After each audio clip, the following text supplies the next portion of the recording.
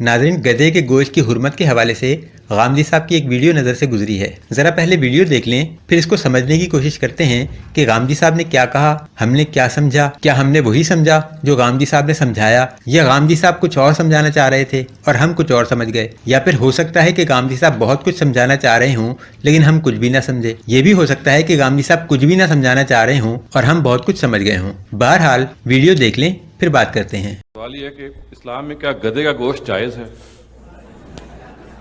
اللہ پر ایمان سے تنزل. اگر میں ایک لفظ میں اس کا جواب دوں تو میں یہ کہوں گا گدھوں کے لیے جائز.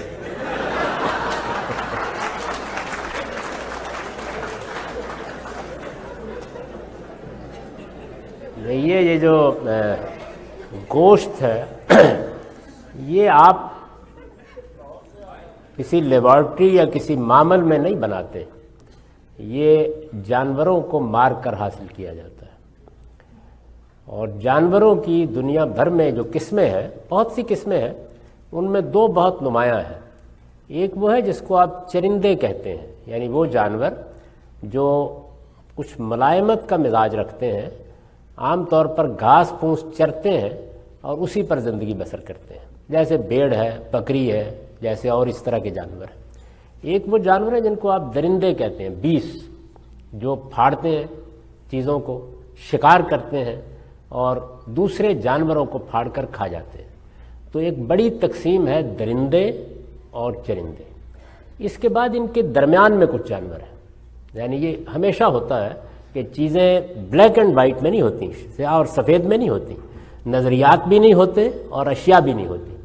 تو ایک بڑی تقسیم ہے درندوں کی اور چرندوں کی. پھر ایک وہ جانور ہے کہ جو اس کے درمیان میں ہے، جن کو آپ درندے تو نہیں کہہ سکتے، جیسے گدھا ہے، جیسے گھوڑا ہے، یہ پھاڑ کر نہیں کھاتے، اصلاً یہ چرندے ہی ہیں، لیکن یہ پہلے دن سے کچھ دوسرے کاموں کے لیے زیادہ وقف رہے ہیں، یعنی سواری کرنی ہے، بار برداری کرنی ہے. تو جہاں تک چرندوں کا تعلق ہے، یعنی جن کی بڑی قسمیں وہی ہیں، بھیڑ ہے، بکری ہے، وہ ہے، ان کو عربی زبان میں بہیمۃ الانام کہتے ہیں، یعنی مواشی کی قسم کے چوپائے. یہ تمام جانور بالکل حلال ہیں. درندے بالکل حرام ہیں، یعنی جتنی بھی حرمتیں ہیں وہ درندوں کے بارے میں ہیں. یہ قرآن مجید نے دو بالکل کیٹیگریز کو ایکسٹریم پر بیان کر دیا. تمام چرندے حلال ہیں، تمام درندے حرام ہیں. ان کے درمیان میں جو جانور ہیں ان کے بارے میں آپ اپنے ماحول، اپنے حالات، آپ کس ملک میں رہتے ہیں، ان کے لحاظ سے کچھ فیصلے کرتے ہیں. آپ دیکھیں بہت سے ملک ایسے ہیں کہ جن میں لوگ بہت اطمینان سے گھوڑے کا گوشت کھاتے ہیں، شاید میں آپ مانوس نہیں ہے اس سے. تو یہ درمیان کے جانوروں کے بارے میں ہمیشہ اختلاف رہتا ہے. گدھا انہی میں سے ہے، اس لیے میں نے عرض کیا کہ ہر آدمی اپنے لحاظ سے اس کا انتخاب کر سکتا ہے. جی ناظرین، تو یہ تھی ویڈیو. اب اس ویڈیو کو دیکھنے کے بعد اگر میں آپ سے پوچھوں کہ گدھے کا گوشت حرام ہے یا حلال تو آپ کیا جواب دیں گے؟ سر نہ کھجائیں، جواب دیں. آخر آپ نے ویڈیو غور سے پوری دیکھی ہے. دوبارہ چلا دوں؟ ویڈیو کے شروع میں لگ رہا تھا کہ شاید غامدی صاحب گدھے کے گوشت کو حرام قرار دینے لگے ہیں. اگر میں ایک لفظ میں اس کا جواب دوں تو میں یہ کہوں گا گدھوں کے لیے جائز. ویڈیو کے بیچ میں جا کر لگنے لگا کہ شاید یہ گدھے کے گوشت کو حلال قرار دے دیں گے. ایک بڑی تقسیم ہے درندوں کی اور چرندوں کی. پھر ایک وہ جانور ہے کہ جو اس کے درمیان میں ہے، جن کو آپ درندے تو نہیں کہہ سکتے، جیسے گدھا ہے، جیسے گھوڑا ہے، یہ پھاڑ کر نہیں کھاتے، اصلاً یہ چرندے ہی ہیں. لیکن ویڈیو کے آخر میں انہوں نے بال واپس سوال پوچھنے والے کی کورٹ میں پھینک کر اپنی جان چھڑا لی کہ اپنے اپنے مقامی حالات کے مطابق خود ہی فیصلہ کر لیں. ان کے بارے میں آپ اپنے ماحول، اپنے حالات، آپ کس ملک میں رہتے ہیں، ان کے لحاظ سے کچھ فیصلے کرتے ہیں. تو یہ درمیان کے جانوروں کے بارے میں ہمیشہ اختلاف رہتا ہے.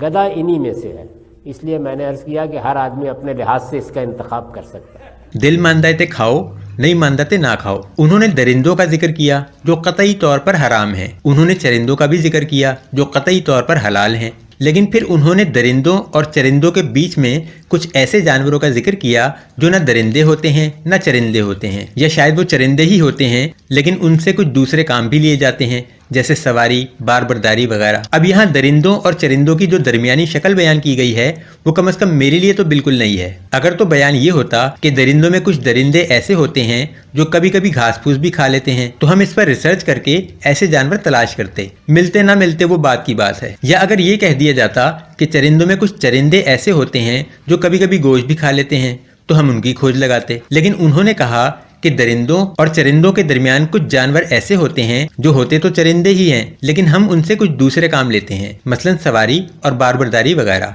जिनमें घोड़े और गधे शामिल हैं। लेकिन मुझे एक बात समझ नहीं आई, अगर मैं आपसे पूछूं कि अरब ममालिक में आज से 1400 साल पहले बार बरदारी और सवारी के लिए जो जानवर सबसे ज्यादा इस्तेमाल किया जाता था तो आपके जहन में कौन सा जानवर आता है? मैं आपको 3 ऑप्शंस देता हूँ, गधा, घोड़ा या ऊंट। जी अब बताएं इनमें से कौन सा जानवर अरब में सवारी और बार बरदारी के लिए सबसे ज्यादा इस्तेमाल होता था? आपके पास कमेंट्स में नाम बताने के लिए सिर्फ 5 सेकंड्स हैं।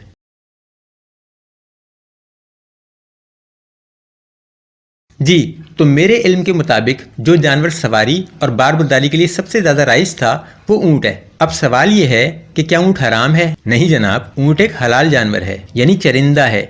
सवारी के लिए भी इस्तेमाल किया जाता था और बार बरदारी के लिए भी, फिर भी हलाल है। दूसरे नंबर पर जो जानवर सवारी और बार बरदारी के लिए सबसे ज्यादा इस्तेमाल किया जाता था वो था घोड़ा। ये भी चरिंदा है, सवारी और बार बरदारी के लिए इस्तेमाल होता था और ये भी हलाल है। यहाँ ये वजाहत कर दूं कि इसमें उम्मत मुस्लिमा का कोई इख्तलाफ भी नहीं है। जो मसलक घोड़ा नहीं भी खाना पसंद करते वो भी इसको हराम करार नहीं देते, बल्कि जरूरत का जानवर समझकर ना खाने को तरजीह देते हैं। ये जो गधा है ये सवारी और बार बरदारी में तीसरे नंबर पर आता था। अगर इसको हराम करार देने की वही वजह हो जो गामजी साहब ने समझाने की कोशिश की है तो ऊंट को तो सबसे पहले हराम होना चाहिए था, फिर घोड़े को, लेकिन वो दोनों हलाल हैं। और जो बेचारा दरिंदों और चरिंदों के दरमियानी जानवरों में तीसरे नंबर पर आ रहा है वो हराम हो गया। फिर ये भी समझ नहीं आ रही कि दरिंदों और चरिंदों के दरमियान हम और किस किस जानवर को डालकर हराम करार दे सकते हैं। कोई वाज़े उसूल तो गामदी साहब ने बताया ही नहीं, और जो उसूल बताया उसमें ऊंट और घोड़े को छोड़कर गधे ही को क्यों हराम करार देने के लिए मुंतखब किया गया, ये बात समझ से बाहर है। अब इस बात को समझने की कोशिश करते हैं कि गामदी साहब को दरिंदों और चरिंदों के दरमियान में जानवरों की एक तीसरी किस्म दरियाफ्त करके गधे को उनमें शामिल करने की जरूरत ही क्यों पेश आई। नाज़रीन, बात दरअसल ये है कि कुरान में जानवरों के हराम और हलाल होने का जो उसूल बयान हुआ है वो बड़ा सादा सा है। तमाम चरिंदे हलाल हैं और तमाम दरिंदे हराम हैं। अब सवाल ये है कि गधा चरिंदा है तो वो कैसे हराम हो गया? इसकी वजह यह है कि ग़ज़वा उहद के मौके पर नबी करीम सल्लल्लाहु अलैहि वसल्लम ने गधे के गोश्त को हराम करार दे दिया था। उस वक्त से लेकर आज तक गधे का गोश्त उम्मत मुस्लिमा के लिए हराम है। अब सवाल ये है कि क्या गामदी साहब ने ये इतनी मशहूर हदीस नहीं पढ़ रखी? जी बिल्कुल पढ़ी होगी, लेकिन यहाँ उनके साथ एक मसला और है। वो मसला ये है कि उनके अपने फतवे के मुताबिक हदीस से कोई भी शरई हुक्म अखज़ नहीं किया जा सकता। शरई हुक्म आप सिर्फ कुरान से अखज़ कर सकते हैं। हदीस को तो वो कहते हैं कि ये एक तारीखी रिकॉर्ड है और बस। तो ये रिसालत मआब सल्लल्लाहु अलैहि वसल्लम के ज़माने का हिस्टोरिकल रिकॉर्ड है। इसमें हमारे पैगंबर की बातें भी बयान होती हैं, आपके मामूलात भी बयान होते हैं, आपकी सीरत भी बयान होती है। हर मुसलमान की ये ख्वाहिश होगी कि वो इस तारीखी रिकॉर्ड को पढ़े, इसके ज़रिए से आपको जाने। ये बड़ी कीमती दौलत है हमारे लिए, लेकिन ना इससे दीन में एक तिनके का इजाफा होता है ना कमी होती है। दीन पूरा का पूरा कुरान और सुन्नत में मौजूद है। गधे का गोश्त हराम है, ये शरई हुक्म है। अब इसे अगर आप कुरान से अखज़ करते हैं तो कुरान के मुताबिक तो तमाम चरिंदे हलाल हैं और गधा एक चरिंदा है, लिहाजा कुरान के मुताबिक तो उसे हलाल होना चाहिए। अब गधे को अलग से हराम साबित करने के लिए आपको कुरान ही की एक आयत दरकार है जो गधे पर खुसूसी हुक्म लगाए, लेकिन कुरान में ऐसा कोई हुक्म नहीं है। कुरान खाली पड़ा है इससे। कुरान मजीद तो ये मालूम है कि बिल्कुल खाली है। अब गामजी साहब के पास दो ही सूरतें बचती हैं। पहली ये कि गधे को हलाल समझकर काट कर खा लिया जाए, लेकिन ये काम इतना आसान नहीं।